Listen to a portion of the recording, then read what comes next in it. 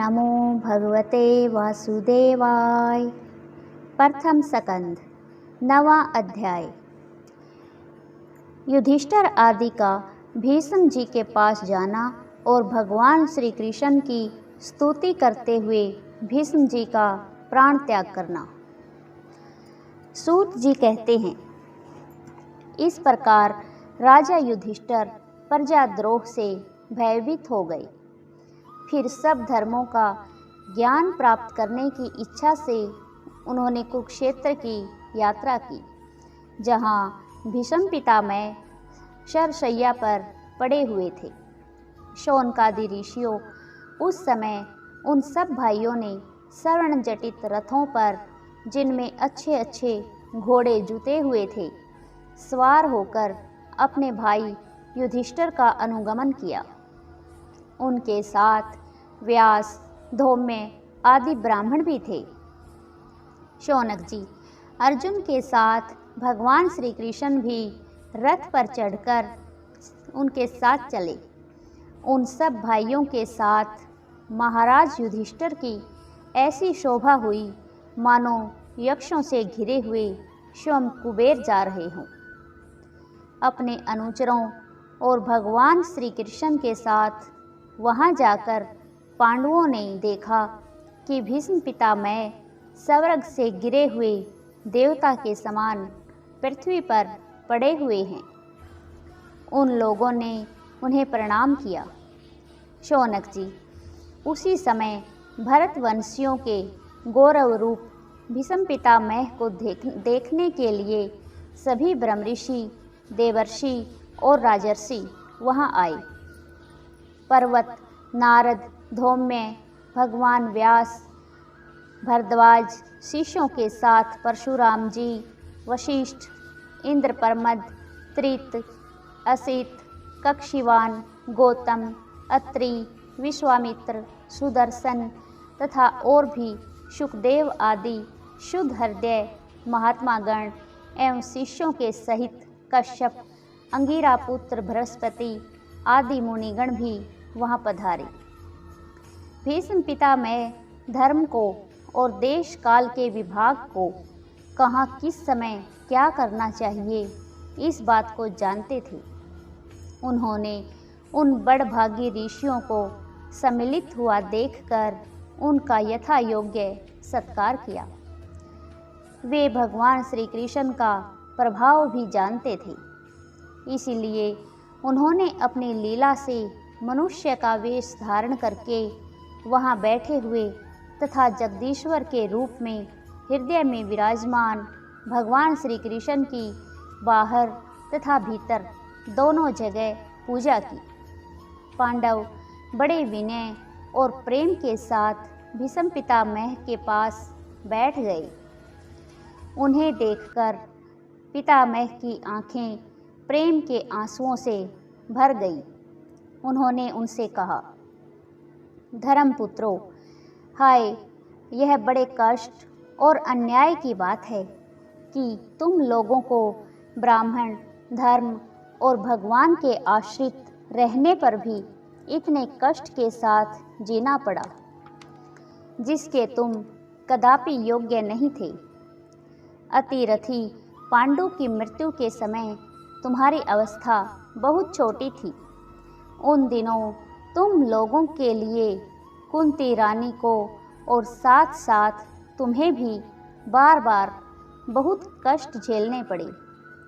जिस प्रकार बादल वायु के वश में रहते हैं, वैसे ही लोकपालों के सहित सारा संसार काल भगवान के अधीन है। मैं समझता हूँ कि तुम लोगों के जीवन में ये जो अप्रिय घटनाएं घटित हुई हैं, वे सब उन्हीं की लीला है।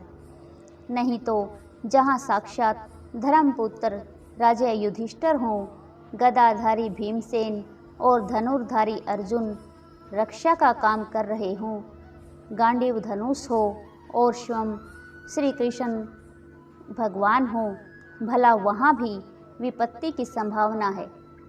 ये काल रूप श्री कृष्ण कब क्या करना चाहते हैं, इस बात को कभी कोई नहीं जानता। बड़े बड़े ज्ञानी भी इसे जानने की इच्छा करके मोहित हो जाते हैं। युधिष्ठिर, संसार की ये सब घटनाएं ईश्वर इच्छा के अधीन है। उसी का अनुसरण करके तुम इस अनाथ प्रजा का पालन करो, क्योंकि अब तुम ही इसके स्वामी और इसे पालन करने में समर्थ हो। ये भगवान श्री कृष्ण साक्षात ईश्वर हैं। वे सब के आदि कारण और परम पुरुष नारायण हैं। अपनी माया से लोगों को मोहित करते हुए ये यदुवंशियों में छिपकर लीला कर रहे हैं। इनका प्रभाव अत्यंत गूढ़ एवं रहस्यमय है।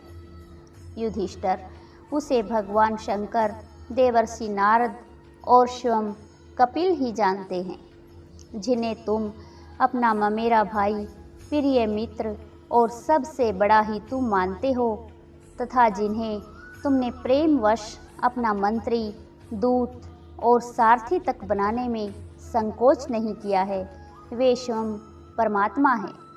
इन सर्वात्मा, समदर्शी, अद्वितीय, अहंकार रहित और निष्पाप परमात्मा में उन ऊंचे नीचे कार्यों के कारण कभी किसी प्रकार की विषमता नहीं होती। युधिष्ठिर, इस प्रकार सर्वत्र सम होने पर भी देखो तो सही, वे अपने अनन्य प्रेमी भक्तों पर कितनी कृपा करते हैं। यही कारण है कि ऐसे समय में, जबकि मैं अपने प्राणों का त्याग करने जा रहा हूँ, इन भगवान श्री कृष्ण ने मुझे साक्षात दर्शन दिया है। भगवत प्रायण योगी पुरुष भक्ति भाव से इनमें अपना मन लगाकर और वाणी से इनके नाम का कीर्तन करते हुए शरीर का त्याग करते हैं और कामनाओं से तथा कर्म के बंधन से छूट जाते हैं। वे ही देव देव भगवान अपने प्रसन्न हास्य और रक्त कमल के समान अरुण नेत्रों से उलसित मुख वाले चतुर्भुज रूप से, जिसका और लोगों को केवल ध्यान में दर्शन होता है, तब तक यहीं स्थित रहकर प्रतीक्षा करें, जब तक मैं इस शरीर का त्याग न कर दूं। सूत जी कहते हैं, युधिष्ठिर ने उनकी यह बात सुनकर शरशैया पर सोए हुए पितामह से बहुत से ऋषियों के सामने ही नाना प्रकार के धर्मों के संबंध में अनेकों रहस्य पूछे।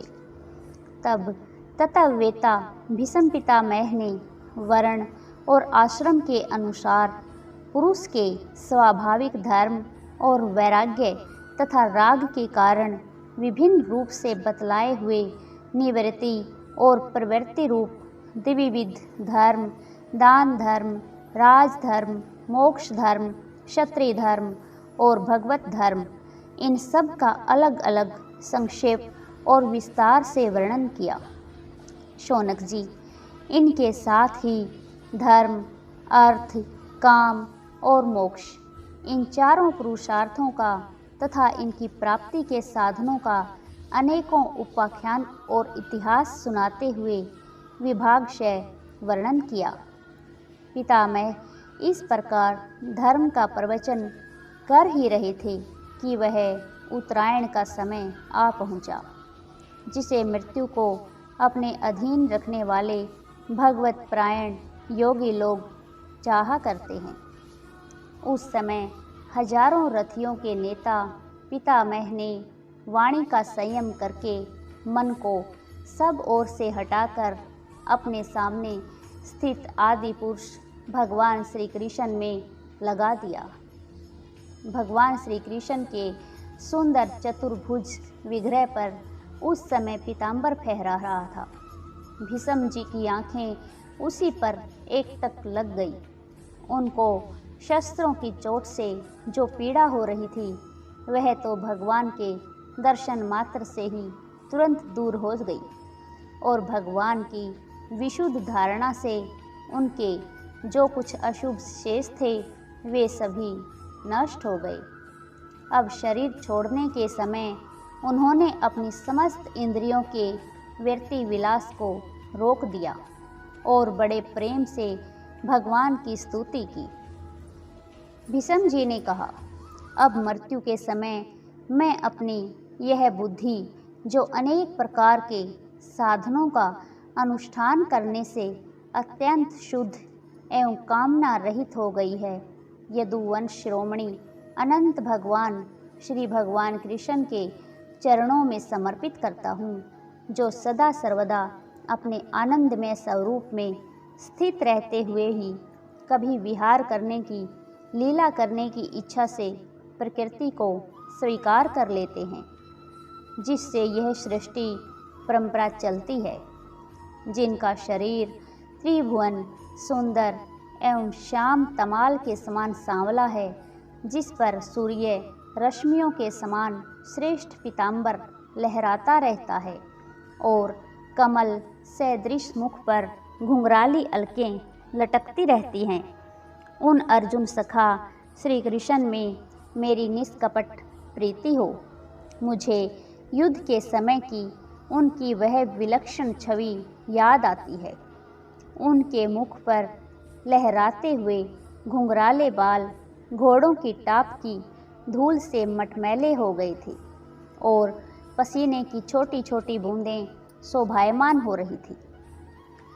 मैं अपने तीखे बाणों से उनकी त्वचा को बींध रहा था। उन सुंदर कवच मंडित भगवान श्री कृष्ण के प्रति मेरा शरीर, अंतःकरण और आत्मा समर्पित हो जाएं। अपने मित्र अर्जुन की बात सुनकर जो तुरंत ही पांडव सेना और कौरव सेना के बीच में अपना रथ ले आए और वहां स्थित होकर जिन्होंने अपनी दृष्टि से ही शत्रु पक्ष के सैनिकों की आयु छीन ली, उन पार्थ सखा भगवान श्री कृष्ण में मेरी परम प्रीति हो। अर्जुन ने जब दूर से कौरवों की सेना के मुखिया हम लोगों को देखा, तब पाप समझकर वह अपने स्वजनों के वध से विमुख हो गया। उस समय जिन्होंने गीता के रूप में आत्मविद्या का उपदेश करके उसके सामयिक अज्ञान का नाश कर दिया, उन परम पुरुष भगवान श्री कृष्ण में चरणों में मेरी प्रीति बन रही। मैंने प्रतिज्ञा कर ली थी कि मैं श्री कृष्ण को शस्त्र ग्रहण कराकर छोड़ूंगा। उसे सत्य एवं ऊंची करने के लिए उन्होंने अपनी शस्त्र ग्रहण न करने की प्रतिज्ञा तोड़ दी।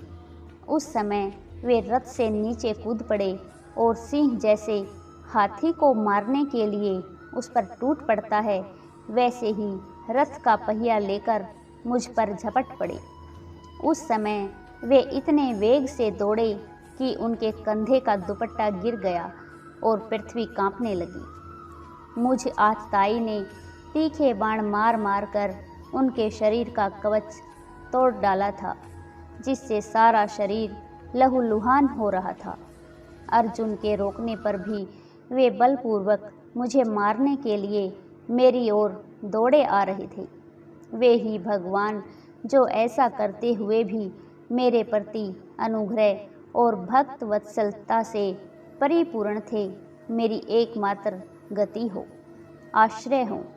अर्जुन के रथ की रक्षा में सावधान जिन भगवान श्री कृष्ण के बाएं हाथ में घोड़ों की रास थी और दाहिने हाथ में चाबुक, इन दोनों की शोभा से उस समय जिनकी अपूर्व छवि बन गई थी तथा महाभारत युद्ध में मरने वाले वीर जिनकी इस छवि का दर्शन करते रहने के कारण सारूप्य मोक्ष को प्राप्त हो गए, उन्हीं पार्थ सारथी भगवान श्री कृष्ण में मुझे मरणासन की परम प्रीति हो। जिनकी लटकीली सुंदर चाल, हाव भाव युक्त चेष्टाएं, मधुर मुस्कान और प्रेम भरी चितवन से अत्यंत सम्मानित गोपियां रास लीला में उनके अंतर्धान हो जाने पर प्रेम से मतवाली होकर जिनकी लीलाओं का अनुसरण करके तन्मय हो गई थी, उन्हीं भगवान श्री कृष्ण में मेरी परम भक्ति बनी रही। जिस समय युधिष्ठिर का राजसूय यज्ञ हो रहा था, मुनियों और बड़े बड़े राजाओं से भरी हुई सभा में सबसे पहले सबकी ओर से इन्हीं सबके दर्शनीय भगवान श्री कृष्ण की मेरी आँखों के सामने पूजा हुई थी। वे ही सबके आत्मा प्रभु आज इस मृत्यु के समय मेरे सामने खड़े हैं। जैसे एक ही सूर्य अनेक आँखों से अनेक रूपों में दिखते हैं, वैसे ही अजन्मा भगवान श्री कृष्ण अपने ही द्वारा रचित अनेक शरीरधारियों के हृदय में अनेक रूप से जान पड़ते हैं। वास्तव में तो वे एक और सबके हृदय में विराजमान हैं ही। उन्हीं इन भगवान श्री कृष्ण को मैं भेद भ्रम से रहित होकर प्राप्त हो गया हूँ। सूत जी कहते हैं, इस प्रकार भीष्म पितामह ने मन, वाणी और दृष्टि की वृत्तियों से आत्म स्वरूप भगवान श्री कृष्ण में अपने आप को लीन कर दिया। उनके प्राण वही विलीन हो गए और वे शांत हो गए। उन्हें अनंत ब्रह्मा में लीन जानकर सब लोग वैसे ही चुप हो गए जैसे दिन के बीत जाने पर पक्षियों का कलरव शांत हो जाता है। उस समय देवता और मनुष्य नगाड़े बजाने लगे। साधु स्वभाव के राजा उनकी प्रशंसा करने लगे और आकाश से पुष्पों की वर्षा होने लगी। शौनक जी, युधिष्ठिर ने उनके मृत शरीर की अंत्येष्टि क्रिया कराई और कुछ समय के लिए वे शोक मगन हो गए। उस समय मुनियों ने बड़े आनंद से भगवान श्री कृष्ण की उनके रहस्यमय नाम ले लेकर स्तुति की। इसके पश्चात अपने हृदयों को श्री कृष्ण में बनाकर वे अपने अपने आश्रमों को लौट गए। तदनंतर भगवान श्री कृष्ण के साथ युधिष्ठिर हस्तिनापुर चले आए और उन्होंने वहां अपने चाचा धृतराष्ट्र और तपस्विनी गांधारी को ढाढ़स बंधाया। फिर धृतराष्ट्र की आज्ञा और भगवान श्री कृष्ण की अनुमति से समर्थ राजा युधिष्ठिर अपने वंश परंपरागत साम्राज्य का धर्मपूर्वक शासन करने लगे। जय श्री कृष्णा।